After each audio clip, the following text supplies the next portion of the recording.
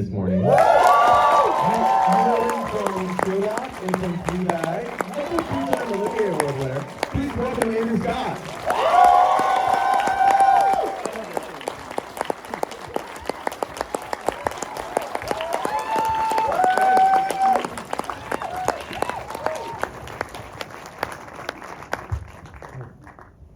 Please grab what? Sorry. No, go for it. I have a question for all of you first. This script by Andrew Haig comes your way. What was your first thoughts when you read it? It just made me cry. It really made me cry. I thought it was just so unusual. Unlike any, it's so difficult even now to describe the film, and it was very difficult to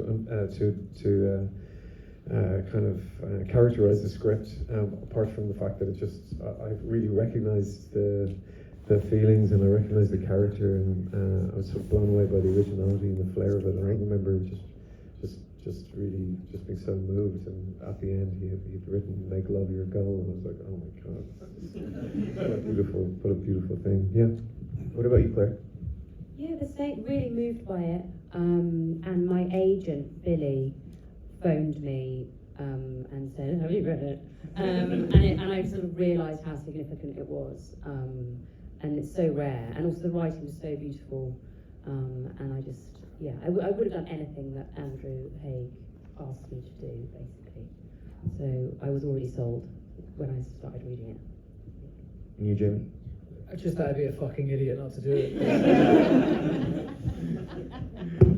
So obviously, the elephant in the room is that you guys are playing the parents of Andrew, and you're almost all the same age. So not sort of a conventional sort of film. I was being as kind as possible. Were you nervous about that going in? Were you guys worried about like what that sort of dynamic would be like? I wasn't worried about the dynamic. I just thought it might not work, and it might not be believable, or just that the artifice of it just might take away from the beauty of the story. But I think as soon as we did the first scene on our first day, which was all of us, like it was like, oh no, we're all right. I just knew instantly that it was going to be okay. I think. Same for you. I didn't really consider any kind of different. I didn't really think of Andrew as not being our age at all. I mean, he looks fucking amazing. So good for 60. So yeah, for 60. So that was never any point of anxiety or anything like that. I mean, it was interesting seeing Andrew Haig and how he felt about it. I think the first time that we were all in a room together, I think that was that moment where he went, oh God, is this, like you said, is this going to work? Are we going to be able to pull this off? Is this going to be something that that people are willing to take that leap of faith with? But I love that he had a little bit of doubt in him, that he had this openness about him, that he wasn't fully sold on it yet, and we had to sell it to him. And I hope we did. I hope we did. I think you guys did. Yeah. Andrew, this is obviously a very personal movie for Mr. Haig. Did he tell you anything specific about why he wanted to make it, or why this subject matter was important to him right now? Not specifically. He didn't go into too much sort of biography. I mean, we absolutely talked about our goodbye water. We absolutely talked about our own experience. You know, you couldn't not. You know, and there's so much of him in the very bones of it and the heart of the movie. But he was very kind. He didn't bring up too much of his own biography in relation to when we were talking, because obviously I have to take a huge amount of ownership of it myself. But I don't know if you guys know, but the film where the house that Adam goes back to in the story is the director's childhood home. So it added a real authenticity to it. He left there when he was 9 or 10. But he was like, that's where I lost my first tooth, and that was my bedroom was his childhood bedroom. So we were shooting, which makes it a little bit more difficult because we don't have a lot of space.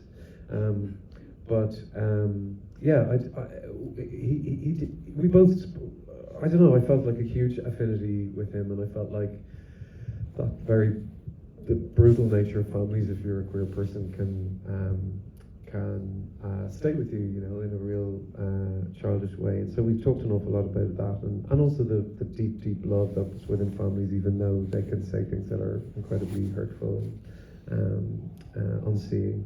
But I think there's the big thing that we talked about was compassion and tenderness, and how you can, you know, for so many people who are queer, I think talking to your parents can be, I think for so many people, it's not as extreme as perhaps it's sometimes reflected on screen, that it's not a fully embraced acceptance, nor is it outward rejection, but it's somewhere in between. Both things can really exist, and I love that about the film, that it's so nuanced, and that there's cruelty with the parents, but there's also deep, deep love, and I think that's a lot of people's experience.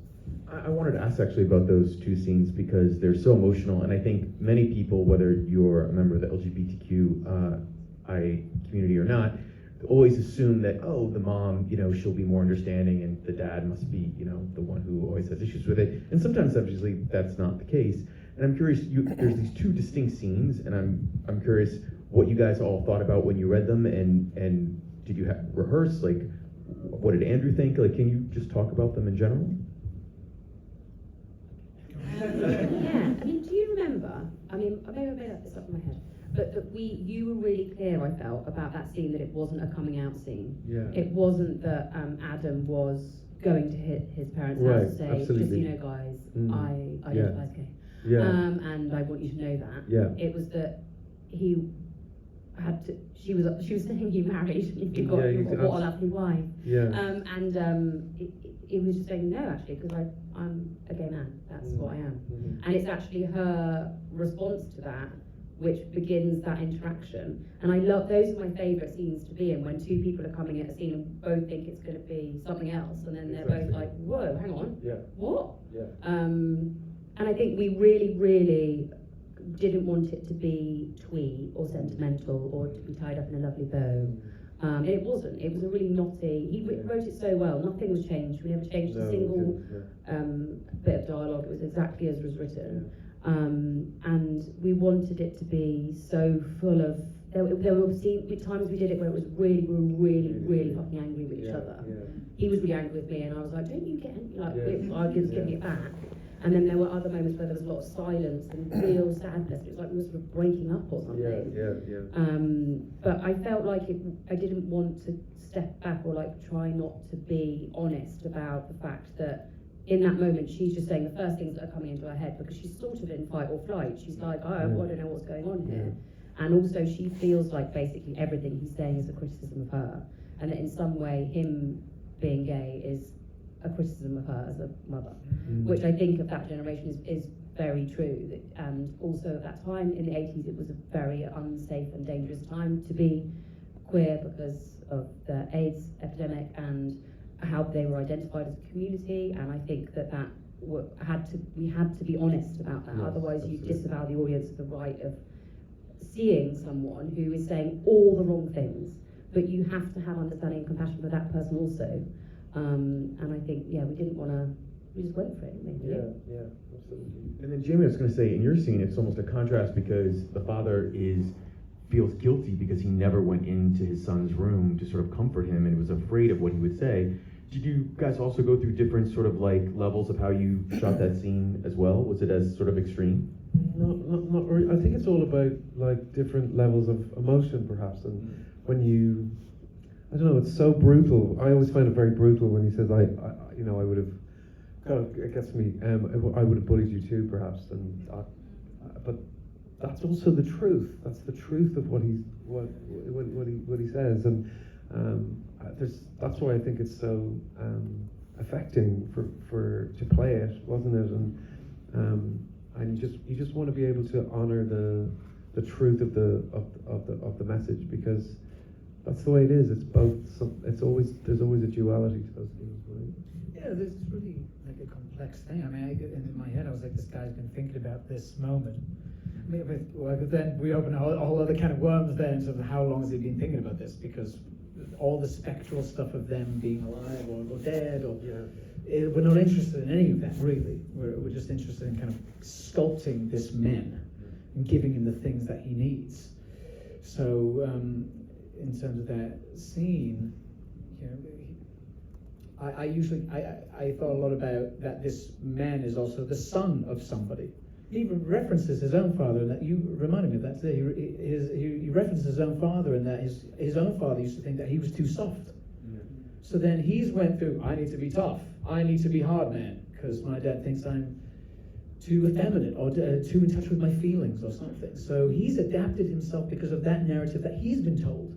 And then I've given you your own narrative that then you've been told and adopted. And there's also something in that scene that's just so heartbreaking.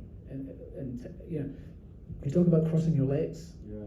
And how you think about it every time you do this one physical gesture, and that sense of shame. And in that scene, we just kind of glide over that. He's like, I don't even know where to fucking start with that. Because I'm just going to ignore that part. But you know, I think at the end of this, and he's so desperate for him to know, and he loves him, and he wishes he was better, and that he's sorry. There is one member of the quartet who is not here, Yeah. Mr. Paul Mescal, who's absolutely also fantastic in the film. Andrew, I'm curious, how did you guys build the chemistry you have in this movie? I remember before you were shooting or while you were shooting, there was like paparazzi shots. You guys were at a gay bar somewhere or something. Oh, no, that was only about a month ago. For some reason, I think I remember it back then. But how did you guys find the chemistry for those two characters? Chemistry is all about listening, I think. You know, it's chemistry when you're on a date with somebody is about just being hyper aware of what the other person is doing and not just plowing along with what your performance is and the other person's good performance. You have to be totally, you know, your antennae have to be up in so many different ways. And I suppose it's a really weird thing with chemistry because I know that sometimes actors have not got on well on the set and they have incredible chemistry. But I do think if you love the person, the process is lovely and you just want to, you know, have a good time. But then you have to sort of work a little bit about, because Paul and I have whatever chemistry we have as people, but then that's different and distinct from the characters. And, you know, the frisson that you have to create. You know, my character was somebody who probably hasn't really been touched for a long time, and I think so much of the film for me, I think there's a huge amount of chemistry that has to exist between the parents actually as well. I don't think it's always sexual chemistry and physicality. You know, you have a real sensuality with your parents. You know, kids, you know, toddlers are just all over their parents when they touch each other so much. And so the longing for that, I think, in this character, I thought about an awful lot in physicality and, you know, getting into their bed and getting a hug from your dad and smell of their clothes and their bedroom. All that to me was very important. And that's sort of, we shot that part of it first, all that, so it was kind of like having a mini childhood, and I had to say goodbye to Claire and Jamie, which was really, really hard, and then go in and meet this freak Paul Mescal. No, and then we went, and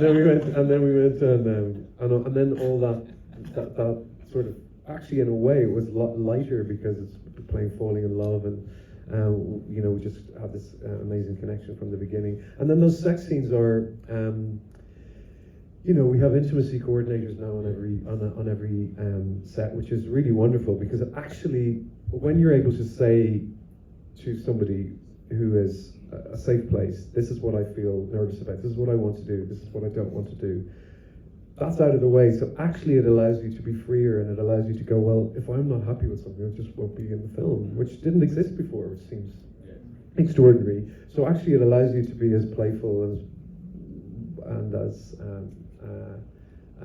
courageous as possible. And so we were both into that. I think we both played characters that are not romantic characters, but I think we both like playing love, whatever that means. And so it was great. It was absolutely a joy from start to finish. And Claire, you and I were talking earlier today about how there's only one scene where you and Jamie are with Paul, and it's when everyone is in bed. Yeah. And you were talking about how humorous it may have been to watch Jamie and Paul swap into the bed. Yeah, they dance. It's like a contemporary dance. in which they both looked incredibly stressed and like they were going to ruin the whole scene. Both, like Paul's face was like, it was his first day, and he literally had to make himself like small and become liquid in some way in order for it to work. It was the smallest space you could possibly imagine, and every time I looked over, he was just going. So it took a couple of, there's definitely some sort of roll of film somewhere where it's all me laughing. I also have these, like, because when I would roll out of the bed, you know, you're kind of doing it like this slowly so that you can't essentially leave it. But I also, when I realised I kind of have to bend down to be out of eye lines, because you turn over, you know, with Paul. So then I have to like kind of bend down. I've got like dancer's knees, so my knees go. And every time I was like, fucking knees. Yeah.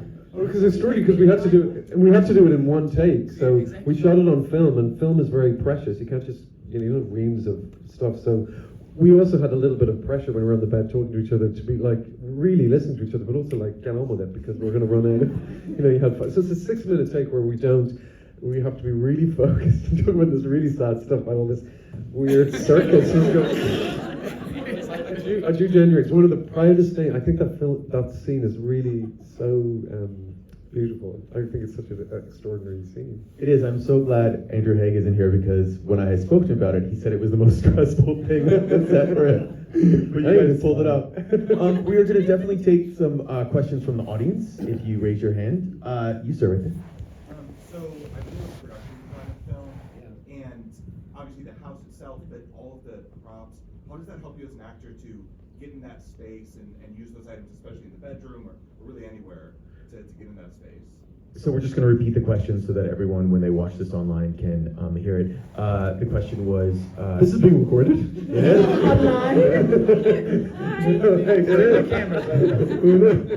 is? Lights. He loved the production design. He was wondering what the sets and sort of the props brought you guys as actors, you know, during An enormous amount. My siblings, I went into that bedroom and there were so many things in that, just things in drawers that I was taking photographs and sending to my sister saying, oh, I remember we had this. And even the relationship that the wallpaper is slightly chipped at one point, and I think you have a real relationship with the wall in your childhood bedroom. Like you're always, if there's something to sort of destroy, you'll destroy it or stick stickers on and just all that stuff. And I remember saying that I'd love to kind of mess with him, and then Andrew, because he's so brilliant, just created a beautiful shot out of that.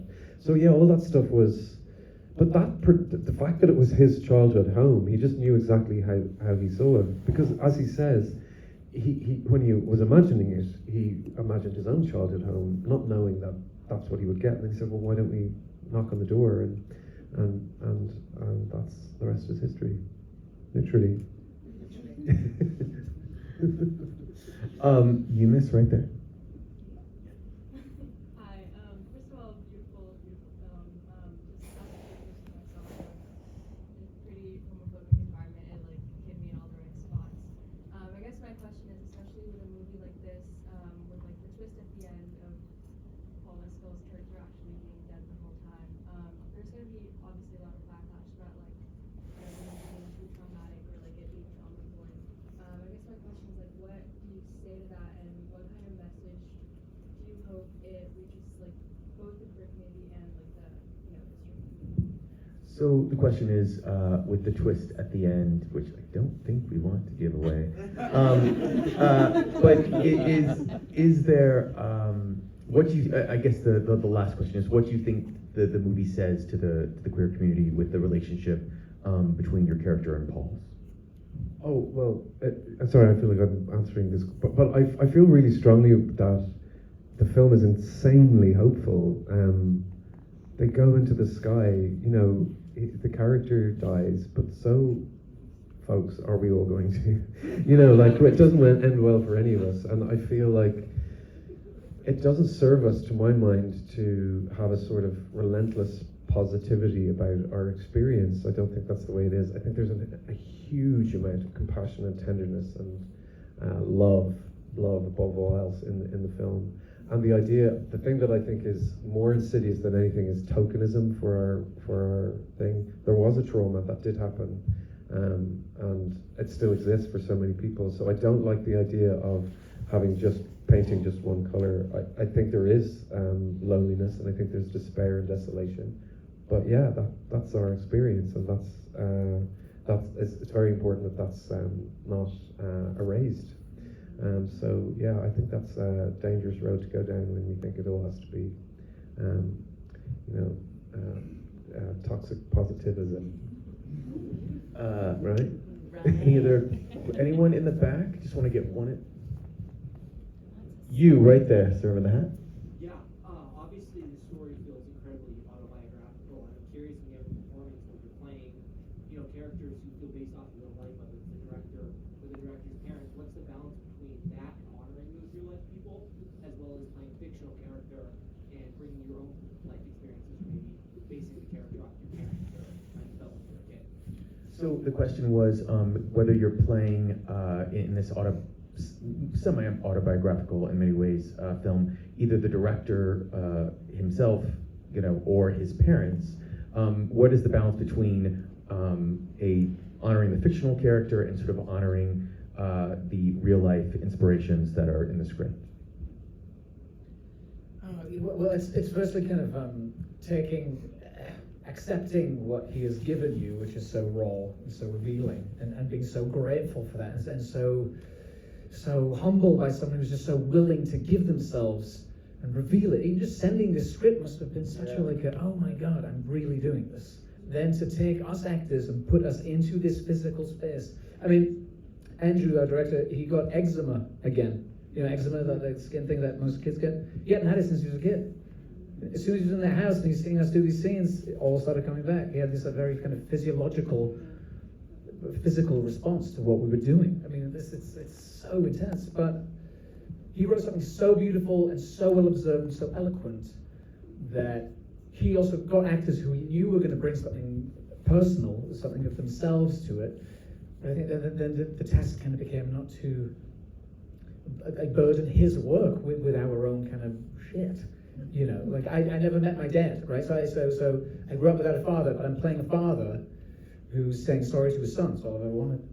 But I needed to lean off of it and just allow the honesty of the scene and the set and what Andrew had given us, this space, to honor his work and kind of not think about it too much. That's why we didn't really do that much prep or rehearsal, really. And people keep kind of asking that question. It feels odd to be like, we didn't really do any. But we didn't, because it was already there. So in such a core form as a piece of writing. But inevitably, you do end up bringing parts of yourself to it. It was impossible not to. And hopefully that resonates with people. What about you, Claire? But being a mum, being Moira. I call her Moira. I think that he was really I never felt like I was playing his mum. We definitely both of us talked about our mothers endlessly. I talk about my mother endlessly. To anyone who listens. It's like my favourite topic of conversation. So I feel like, but he trusted us, and it's what happens anyway he's a writer-director. It's what happens anyway when a writer gives his characters over to actors. Is basically they become yours. It's like some sort of weird exercise that ends up happening, and by the end of the movie or by the end of whatever it is you've done, you know more about the character than they did when they wrote it. And it's some beautiful sort of passing on, and then you give it to the audience, and the audience end up having their own interpretation of what that character is. It's like a lovely present every time. And so it's just a testament to who he is as a person, that he's just doesn't have ownership over things. I mean, I think he would even say about the film, like, yes, it's okay. I don't think, I think obviously means a significant amount to him, but he wears everything so lightly, and he's so humble and also incredibly generous. So yeah, I definitely didn't feel like I was playing his mum. It was like a universal mother, Moira. Any other questions? You sir right here. First of all, it is such an honor to be in this church. I'm a massive fan. My girlfriend and I both are massive fans of all of Your Majesty. Beast in hot priest. Do you have a question?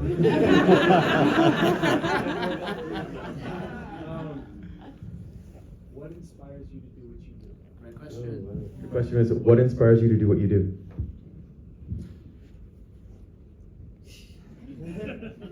Like you've already kind of answered it, you know, it's like, I get to do this thing, specifically this one scene, right? I mean, it's not difficult to talk about because we talk about so much, but it is something that I've wanted to happen to me, for this father to just be there.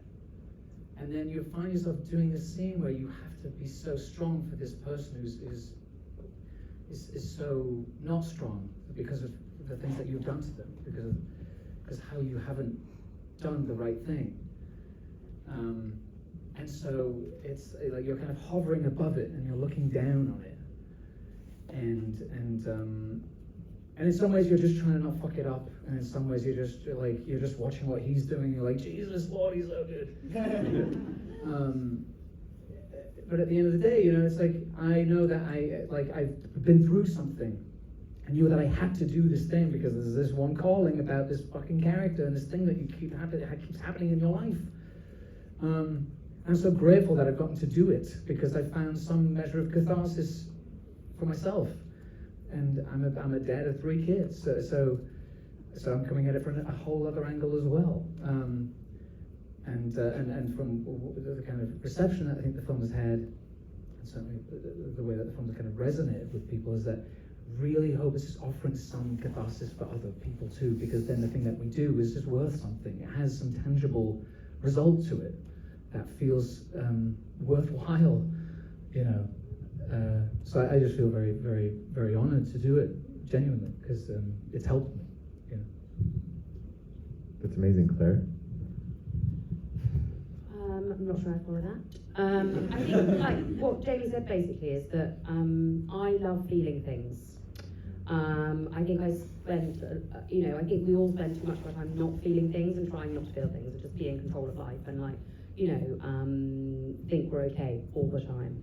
And if you can let people go into a very dark room and be okay with not being okay, then I think it does make you feel like actually genuinely, I'm not a doctor, I'm not saving lives, but there is something to be said for giving people an opportunity to feel and giving people an opportunity to see something on screen and recognise it and not feel so alone.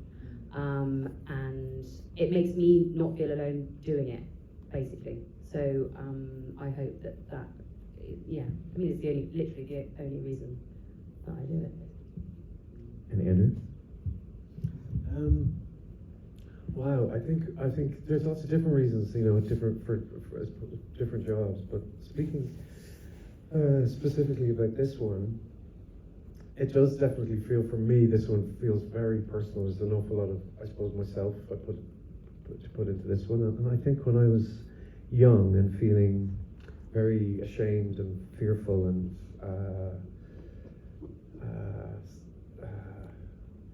just very vulnerable person, and scared that I wasn't going to be ever going to be seen in some way.